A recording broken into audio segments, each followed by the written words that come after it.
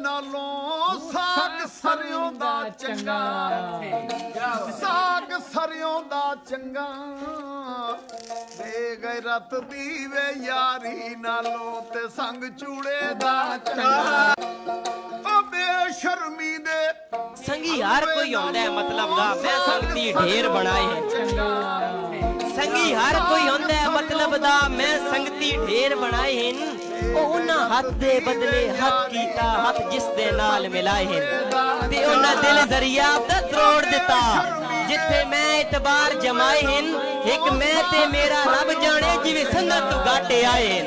साग सरियों दा दोस्तों कुत्तों के मुकाबले में एक मर्तबा एक चीते को शामिल किया गया, लेकिन ताज्जुब की बात यह है कि जब मुकाबला शुरू हुआ तो चीता अपनी जगह से हिला तक और कुत्ते अपनी पूरी ताकत के साथ मुकाबला जीतने की कोशिश कर रहे थे। चीता खामोशी से देख रहा था। जब चीते के मालिक से पूछा गया कि चीते ने मुकाबले में शिरकत क्यों नहीं की तो इसने जवाब दिया। उसने कहा कि कभी कभी खुद को बेहतर साबित करना दरअसल अपना ही तौहीन होता है। हर जगह खुद को साबित करने की जरूरत नहीं होती। बाज लोगों के सामने खामोश रहना ही बेहतरीन जवाब होता है।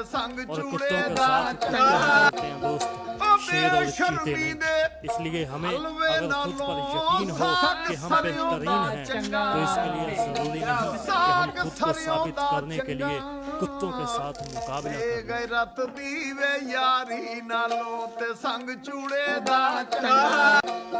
ओ बेशर्मी दे हलवे नालों साग सरियों चंगा कीता ही जेड़ा छोड़ गया मैं भी जेन तू सट के सुनना वा कि चंगा कीता ही जेड़ा छोड़ गया मैं भी जेन तू सट के सुनना वा ते नाले ना तेरा दिल दी तख्ती तू अल्लाह जानदा कट के सुनना वा। तेरा बदूर रखे हुन तेरे तू ओए लफज मैं रट के सुनना वा।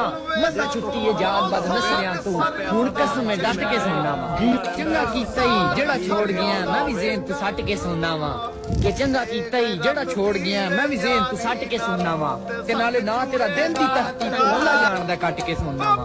तेरा बदूर रखे हुन तेरे तू ओए लफज मैं रट के सुनना वा। मजा छुट्टी है जात बद नसलियां तू हुन कसम में डट के सुनना वा। चंगा चंगा बेगैरत दी वे यारी नालों ते संग